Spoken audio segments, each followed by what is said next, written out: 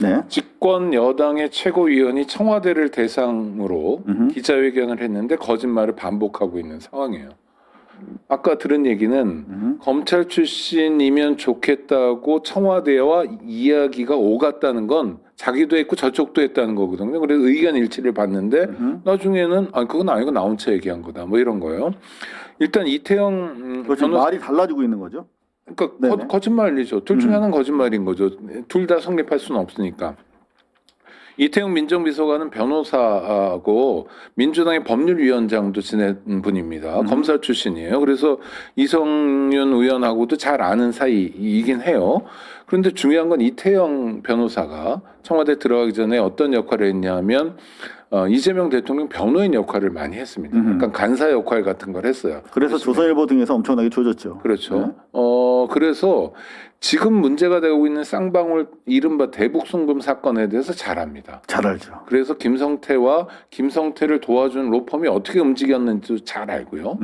그러니까 절대 받아들일 수 없는 카드였던 거예요. 그런데 민주당이 여러 가지로 뭐 시스템 이야기하지만 희한하게도 이번 그 특검을 추천하는 과정에서는 시스템이 하나도 작동하지 않은 겁니다. 이성윤 의원이 스스로 말하는 거야. 내가 데리고 있던 애야. 그래서 추천했어. 잘해. 자기 말은 잘 듣겠죠. 근데 저는 이성윤 의원에게 들었던 얘기 정말 반복적으로 한 10번 들었던 얘기가 뭐냐면 네. 자기는 검찰개혁이 정말 진심이다. 왜냐하면 검찰에서 자기는 호적을 파가지고 왔다. 이런 얘기를 정말 거의 주문에 오듯이 했어요. 호적을 파가지고 왔다는 건 뭐냐면 전윤철하고도 아무 관계가 없어야 되는 거예요. 자기가 지휘했던 이런 관계까지 끊어내는 거예요. 그렇지 않았다는 거죠. 그러니까 정청래 대표와 이성윤 최고가 굉장히 좁은 틀 안에서 꼼지락꼼지락했다는 거예요. 다시 누구와 누구가?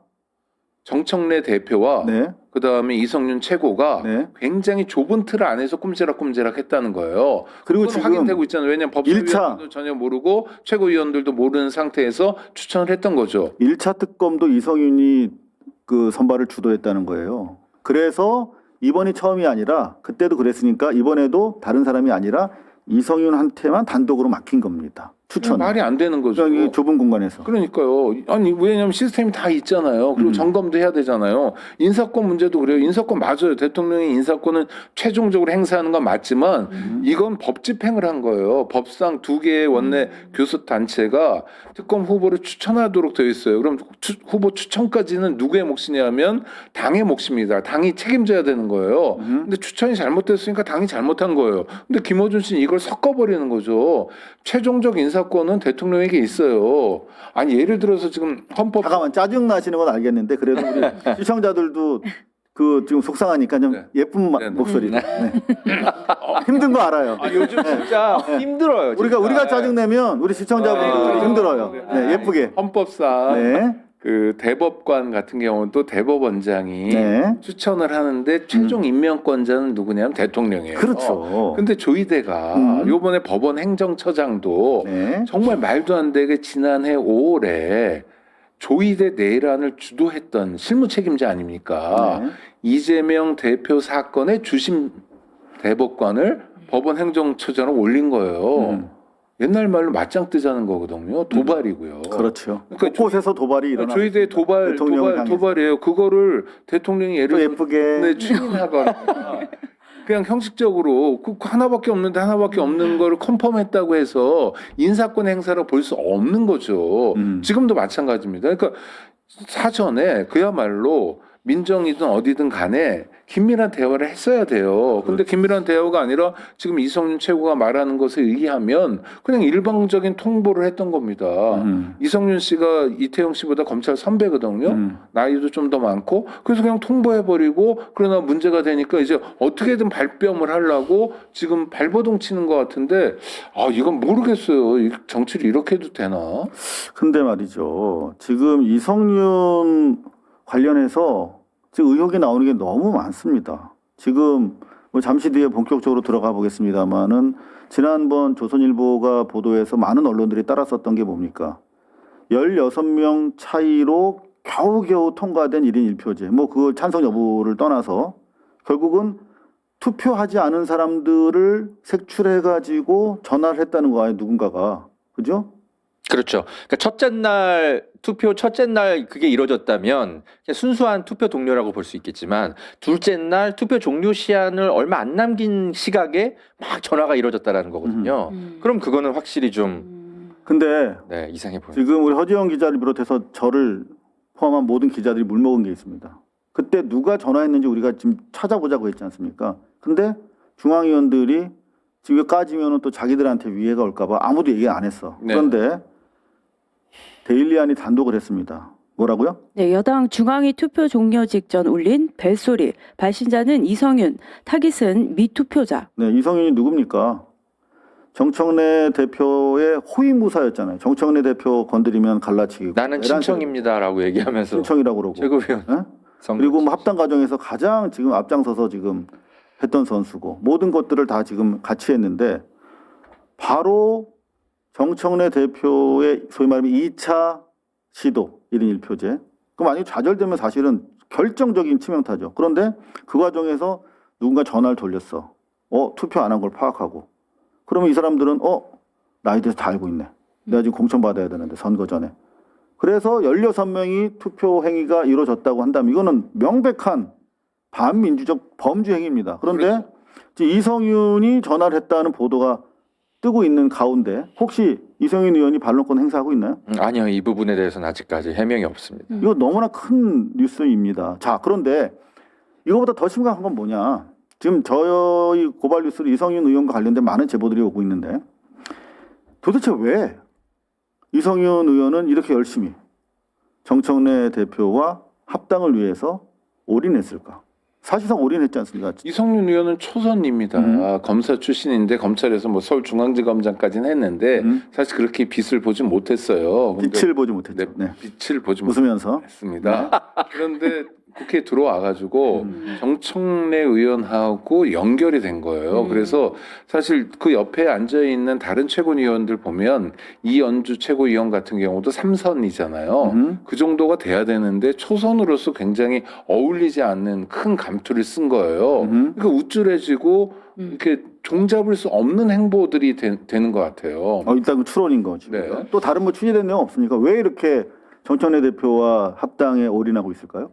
글쎄요, 그거 저는 이렇게 대통령- 추론합니다. 이성윤은 원래 조국혁신당으로 출마하려고 검토했었던 분이에요. 원래.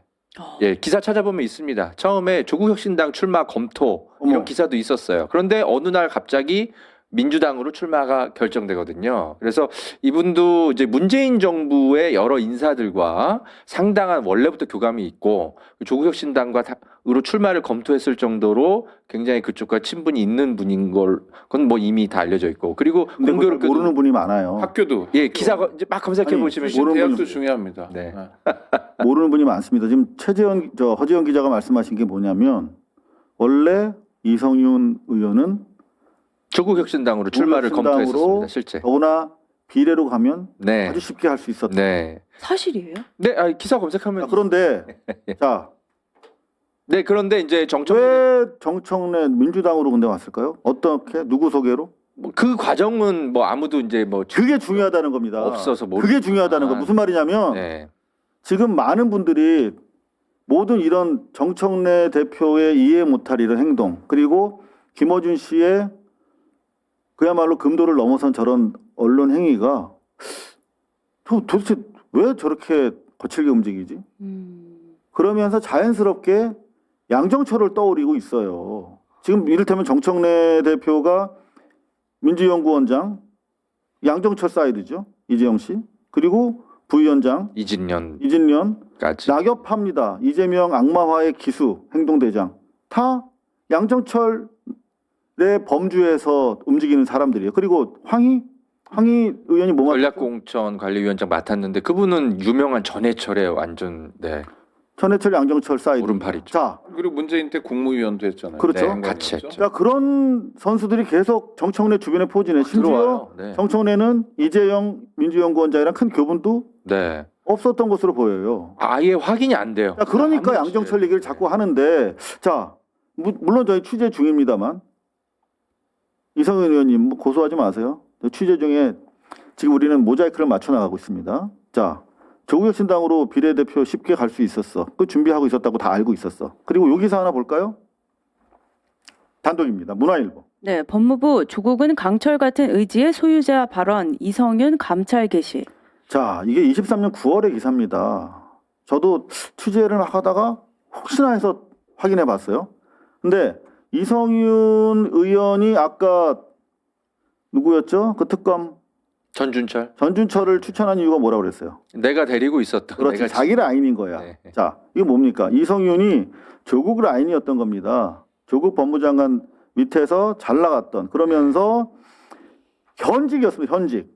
뭐 윤석열 때 하도 이상한 나라였으니까 기억 안 나실 텐데, 윤석열 그때 그 검찰총장이고 2023년이면은 엄혹한 시절이긴 했죠. 그런데 그 당시에 법무연수원의 공무원이야. 그런데 조국 장관의 출판 기념회에 딱 참석해가지고 조국은 강철 같은 의지의 소유자다. 정치 발언을 했습니다.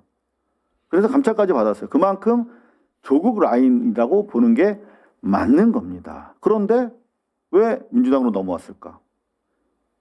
자꾸 우리 양정철을 생각할 수밖에 없는 거예요. 그래서 이건 뭐 저희가 단정적으로 말씀드린 건 절대 아닌데, 이 설명이 안 될 때 우리는 양정철인가 이렇게 생각하게 되는 경향성, 여러 가지 사건에서 보고 있는데, 계속 저희가 제보가 들어오고 있으니까 확정적인 사안은 취재가 종료된 뒤에 말씀을 드리겠습니다. 여하튼 간에 이성윤 의원 투표 불법적인 동료 행위 의혹과 관련해서 제가 봤을 때 이건 그냥 넘어갈 사안이 아니다라는 생각이 드는데요. 어찌됐든 간에 2시에 있었던 비서실장과의 기자회견 관련해서 제가 준비했던 두 번째 질문입니다. 자, 요거는 뭐냐? 한마디로 청와대가 합당과 관련해서 어떤 입장이었는지 이걸 청와대가 밝힐 수 없다는 점을 이용해서 계속 자기들 유리하게 이끌어 갑니다. 오늘 보니까 우리 김어준 친구가 대통령이 강덕구 의원이 실수로 올렸다 내린 것 때문에 그런 것 같은데, 취재해보니 강덕구 의원은 아무것도 모르고 뭐 자기가 올린 것도 아니라고 주장하던데 아무것도 모르는 사람이에요. 제가 봤을 때 그 사람은, 그 의원님은.